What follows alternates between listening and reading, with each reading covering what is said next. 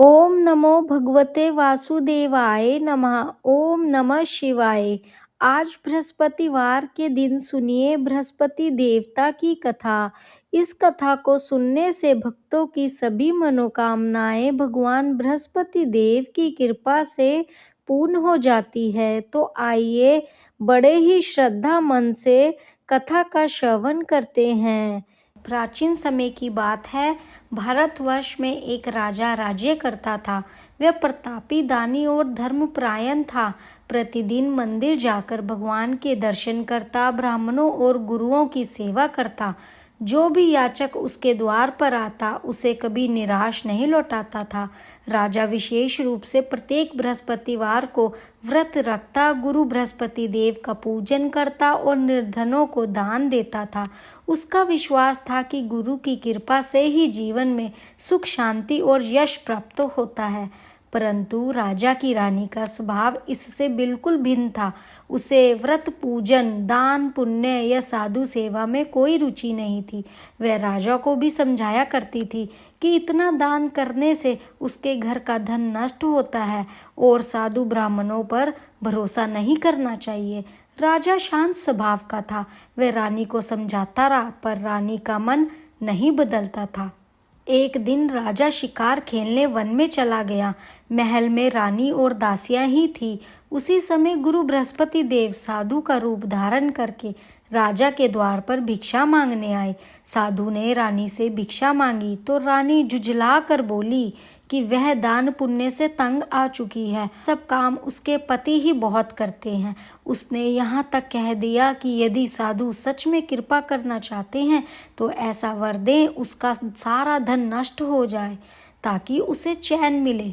साधु रूपी गुरु बृहस्पति ने रानी को समझाया कि धन और संतान से कोई दुखी नहीं होता। यदि धन अधिक है तो उससे भूखे मनुष्य को भोजन करवाना चाहिए, कुएं तालाब बनवाने चाहिए, कन्याओं का विवाह कराना चाहिए और धर्म कार्य करने चाहिए। ऐसा कर्म से लोक और परलोक दोनों सुधरते हैं। पर रानी को यह उपदेश अच्छा नहीं लगा। उसने स्पष्ट कह दिया उसे ऐसा पुण्य नहीं चाहिए जिसमें उसका समय और धन लगे। तब गुरु बृहस्पति ने रानी से कहा कि यदि उसकी यही इच्छा है तो वह कुछ उपाय करे। उन्होंने बताया कि 7 लगातार बृहस्पतिवार तक घर को गोबर से लिपवाना, अपने केश पीली मिट्टी से धोना, राजा से दाढ़ी कटवाना, मांस मदिरा का सेवन करवाना और वस्त्र धोबी से धुलवाना। ऐसा करने से उसका सारा धन नष्ट हो जाएगा। इतना कहकर साधु अंतर्ध्यान हो गए। साधु के जाने के बाद रानी ने निश्चय कर लिया कि वह उसके बताए अनुसार ही करेगी। उसे लगा कि धन का नाश हो जाने से उसे आराम मिल जाएगा। उसने पहले ही बृहस्पतिवार से इन सब बातों का पालन करना शुरू कर दिया, परंतु परिणाम उसकी कल्पना से भी उल्टा निकला। केवल 3 बृहस्पतिवार बीते ही थे कि राजमहल की समृद्धि नष्ट होने लगी। खजाना खाली होने लगा, नौकर चाकर चले गए और घर में अन्न का अभाव हो गया। स्थिति इतनी खराब हो गई कि भोजन के लिए भी दोनों समय तरसना पड़ने लगा। जब राजा वन से लौटा और यह दशा देखी तो वह अत्यंत दुखी हुआ। उसने रानी से कहा कि अब इस नगर में रहना संभव नहीं है क्योंकि लोग उसे पहचानते हैं और कोई काम नहीं देंगे। यह कहकर राजा परदेश चला गया। वहां जाकर वह जंगल में लकड़ियां काटकर शहर में बेचने लगा और उसी से अपना जीवन यापन करने लगा। इधर राजा के बिना रानी और दासियां भी कष्ट में रहने लगी। कई कई दिन बिना भोजन के काटने लगी। एक बार ऐसा हुआ कि 7 दिनों तक अन्न का एक दाना भी नसीब नहीं हुआ। तब विवश होकर रानी ने अपनी दासी से कहा कि पास के नगर में उसकी बहन रहती है जो धनवान है। दासी उसके पास 5 शेर अनाज मांग लाए ताकि कुछ दिन का गुजारा हो सके। दासी बहन के घर पहुंची। उस समय बहन बृहस्पतिवार की कथा सुन रही थी। दासी ने कई बार अपनी बात कही पर कथा के दौरान बहन ने कोई उत्तर नहीं दिया।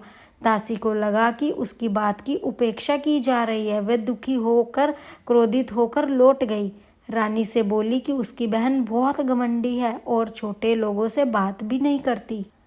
रानी ने शांत स्वर में कहा कि बुरे समय में कोई साथ नहीं देता, अच्छे बुरे की पहचान विपत्ति में ही होती है।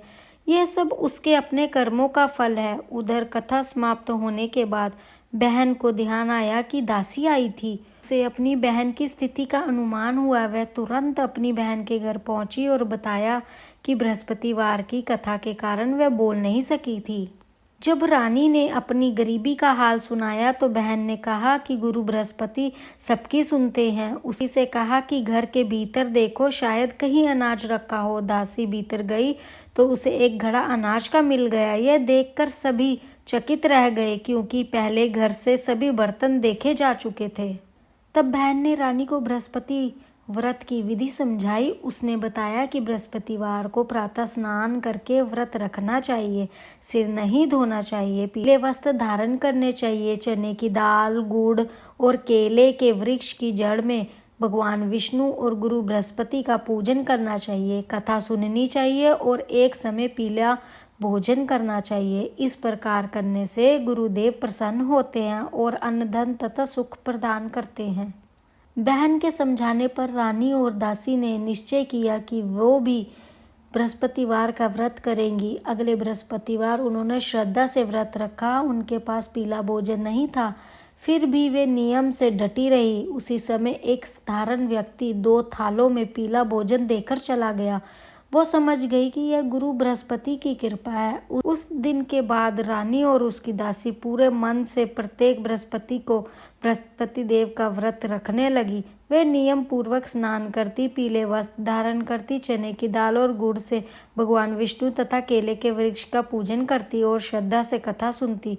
धीरे धीरे गुरु बृहस्पति की कृपा से उनके घर में फिर से अन्न और धन आने लगा। जो घर कुछ समय पहले तक सूना और दरिद्र था, वहां फिर से समृद्धि की चिन्ह दिखाई देने लगे। कुछ समय बाद रानी के मन में फिर से आलस आने लगा। उसे लगा कि अब तो धन अपने आप आ ही रहा है, इसीलिए अधिक परिश्रम और नियम की क्या आवश्यकता है।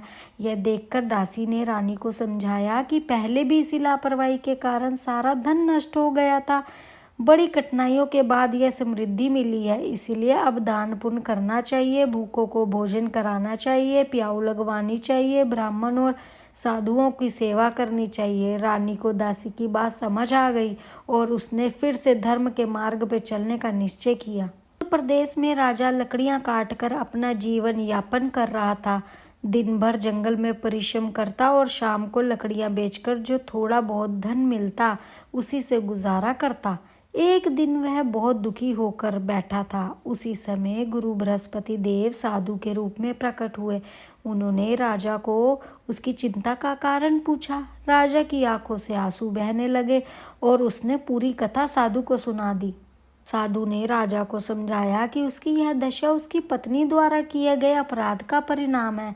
अब चिंता करने की आवश्यकता नहीं है, क्योंकि रानी ने बृहस्पतिवार का व्रत करना शुरू कर दिया है। साधु ने राजा को बृहस्पतिवार का व्रत करने की विधि बताई और कहा वह चने की दाल और गुड़ से गुरु बृहस्पति का पूजन करके तथा कथा सुने।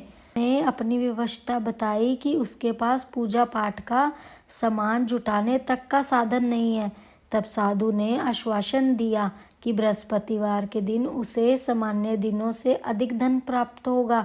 साधु की बात सत्य सिद्ध हो गई। अगले बृहस्पतिवार राजा को लकड़ियां बेचने पर दुगना धन मिला। उसने श्रद्धा से व्रत किया और गुरु बृहस्पति का स्मरण किया। कुछ समय तक राजा की स्थिति सुधरती रही, पर एक बृहस्पतिवार वह व्रत और कथा करना भूल गया। उसी दिन उस नगर के राजा ने विशाल भोज का आयोजन किया और आज्ञा दी कि कोई भी अपने घर में भोजन न बनाए, सभी को राजमहल में आकर भोजन करना होगा। लकड़हारा कुछ देर से पहुंचा, इसीलिए उसे महल के भीतर ले जाया गया। भोजन के समय रानी की दृष्टि अपनी हार रखने वाली खूंटी पर गई और हार वहां नहीं दिखा। उन्हें संदेह हुआ कि लकड़हारे ने ही हार चुरा लिया है। बिना जांच पड़ताल के उसे कारागार में डाल दिया गया। कारागार के बंद होकर राजा बहुत दुखी हुआ। गुरु बृहस्पति को याद करने लगा। उसी समय बृहस्पति देव साधु के रूप में प्रकट हुए और उसकी दशा को देखकर कहने लगे, अरे मूर्ख, तूने बृहस्पति देव की कथा नहीं करी, इसी कारण तुझे दुख प्राप्त हुआ है।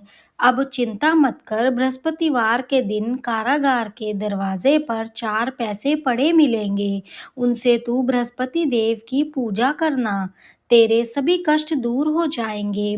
बृहस्पतिवार के दिन उसे 4 पैसे मिले। लक्कड़हारे ने कथा कही। उसी रात को बृहस्पति देव ने उस नगर के राजा को स्वप्न में कहा, हे राजा, तुमने जिस आदमी को कारागार में बंद कर दिया है वह निर्दोष है, वह राजा है, उसे छोड़ देना। रानी का हार उसी खूंटी पर लटका है, अगर तू ऐसा नहीं करेगा तो मैं तेरा राज्य को नष्ट कर दूंगा। इस तरह रात्रि के स्वप्न को देखकर राजा प्रातःकाल उठा और खूंटी पर हार देखकर लक्कड़हारे को बुलाकर क्षमा मांगी और लक्कड़हारे को योग्य सुंदर वस्त्र भूषण देकर विदा कर दिया। बृहस्पति देव की आज्ञा के अनुसार लक्कड़हारा अपने नगर को चल दिया। राजा जब अपने नगर के निकट पहुंचा तो उसे बड़ा आश्चर्य हुआ। नगर में पहले से अधिक बाग, तालाब, कुएं तथा बहुत सी धर्मशाला, मंदिर आदि बन गई हैं। राजा ने पूछा, यह किसका बाग और धर्मशाला है?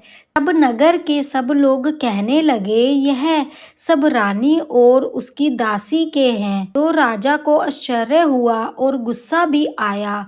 जब रानी ने यह खबर सुनी कि राजा आ रहे हैं तो उसने दासी से कहा, हे दासी, देख, राजा हमको कितनी बुरी हालत में छोड़ गए थे। हमारी ऐसी हालत देखकर वह लौट न जाए, इसलिए तू दरवाजे पर खड़ी हो जा। आज्ञा के अनुसार दासी दरवाजे पर खड़ी हो गई। राजा आए तो उन्हें अपने साथ लेकर आई। तब राजा ने क्रोध करके अपनी रानी से पूछा कि यह धन तुम्हें कैसे प्राप्त हुआ है? तब उसने कहा, हमें यह सब धन बृहस्पति देव के इस व्रत के प्रभाव से प्राप्त हुआ है। राजा ने निश्चित किया कि सभी तो बृहस्पतिवार को बृहस्पति देव का पूजन करते हैं, परंतु मैं प्रतिदिन 3 बार कहानी और रोज व्रत किया करूंगा। अब हर समय राजा के दुपट्टे में चने की दाल बंधी रहती है और दिन में 3 बार कहानी कहते। एक रोज राजा ने विचार किया कि चलो अपनी बहन के यहाँ हो आए। इस तरह निश्चय करके राजा घोड़े पर सवार होकर अपनी बहन के यहाँ को चलने लगा। मार्ग में उसने देखा कि कुछ आदमी एक मुर्दा को लिए जा रहे हैं। उन्हें रोक कर राजा कहने लगा, अरे भाइयों, मेरे बृहस्पति देव की कथा सुन लो। वे बोले, लो, हमारा तो आदमी मर गया, इसको अपनी कथा की पड़ी है। परंतु कुछ आदमी बोले, अच्छा कहो, हम तुम्हारी कथा भी सुनेंगे। और जब कथा आधी हुई थी कि मुर्दा हिलने लग गया और जब कथा समाप्त हो गई तो राम राम कहकर मनुष्य उठ खड़ा हो गया। आगे मार्ग में उसे किसान खेत में हल चलाता मिला तो राजा ने उसे देखकर बोला, अरे भैया, तुम मेरी बृहस्पतिवार की कथा सुन लो। किसान बोला, जब तक मैं तेरी कथा सुनूंगा तब तक 4 हरिया जोत लूंगा। जा अपनी कथा किसी और को सुनाना। इस तरह राजा आगे चलने लगा। राजा के हटते ही बैल गिर गया और किसान के पेट में बड़ी जोर का दर्द होने लगा। उस समय उसकी माँ रोटी लेकर आई और उसने जब यह देखा तो अपने पुत्र से सब हाल पूछा। बेटे ने सभी हाल कह दिया तो बुढ़िया दौड़ती दौड़ती उस घुड़सवार के पास गई और उससे बोली कि मैं तेरी कथा सुनूंगी, तू अपनी कथा मेरे खेत पर चलकर ही कहना। राजा ने बुढ़िया के खेत पर जाकर कथा कही, जिसके सुनते ही वह बैल उठकर खड़ी हुई तथा किसान के पेट का दर्द भी बंद हो गया। राजा अपनी बहन के घर पहुंचा। बहन ने भाई की खूब मेहमानी की। दूसरे रोज प्रातःकाल राजा जगा तो वह देखने लगा कि सब लोग भोजन कर रहे हैं। राजा ने अपनी बहन से कहा, ऐसा कोई मनुष्य है जिसे भोजन नहीं किया हो? मेरी बृहस्पतिवार की कथा सुन ले। बहन बोली, भैया यह तो ऐसा देश है कि यहाँ पहले लोग भोजन करते हैं, बाद में दूसरे काम करते हैं। अगर कोई पड़ोस में हो तो देख आऊं। वह ऐसा कहकर देखने चली गई, परंतु उसे कोई ऐसा व्यक्ति नहीं मिला जिसने भोजन न किया हो। अंत वह एक कुम्हार के घर गई जिसका लड़का बीमार था। उसे मालूम हुआ कि उसके यहाँ 3 रोज से किसी ने भोजन नहीं किया है। रानी ने अपने भाई की कथा सुनने के लिए कुम्हार से कहा। वह तैयार हो गया। राजा ने जाकर बृहस्पतिवार की कथा कही, जिसको सुनकर उसका लड़का ठीक हो गया। अब तो राजा की प्रशंसा होने लगी। एक रोज राजा ने अपनी बहन से कहा, हे बहन, हम अपने घर को जाएंगे, तुम भी तैयार हो जाओ। राजा की बहन ने अपनी सास से कहा तो सास ने कहा, हाँ चली जा, परंतु अपने लड़के को मत ले जाना, क्योंकि तेरे भाई की कोई औलाद नहीं है। बहन ने अपने भाई से कहा, भैया मैं तो चलूंगी, पर कोई बालक नहीं चलेगा। तो राजा बोला, जब कोई बालक नहीं चलेगा तब तुम ही क्या करोगी? बड़े दुखी मन से राजा अपने नगर को लौट आया। राजा ने अपनी रानी से कहा, हमारे कोई औलाद नहीं है, हमारा मुंह देखने का धर्म नहीं है। रानी बोली, हे प्रभु, बृहस्पति देव ने हमें सब कुछ दिया है, वह हमें औलाद अवश्य देंगे। उसी रात को बृहस्पति देव ने स्वप्न में राजा को दर्शन दिए और बोले कि हे राजा, उठो, सभी सोच त्याग दो, तेरी रानी गर्भ से है। राजा को यह बात सुनकर बड़ी खुशी हुई। 9वें महीने में उसने गर्भ से एक सुंदर पुत्र पैदा हुआ। तब राजा बोला, हे रानी, स्त्री बिना भोजन के रह सकती है, बिना कहे नहीं रह सकती। जब मेरी बहन आएगी तुम उससे कुछ मत कहना। रानी ने कहा, ठीक है। जब राजा की बहन ने यह शुभ समाचार सुना तो वह बहुत खुश हुई और बधाई लेकर अपने भाई के यहाँ आई। तभी रानी ने कहा, घोड़ा चढ़कर तो नहीं आई है, गधा चढ़कर आई है। राजा की बहन बोली, भाभी, मैं इस प्रकार ना कहती तो तुम्हें औलाद कैसे मिलती? बृहस्पति देव उनकी सभी मनोकामनाएं पूर्ण करते हैं। बृहस्पति देव उनकी सदैव रक्षा करते हैं।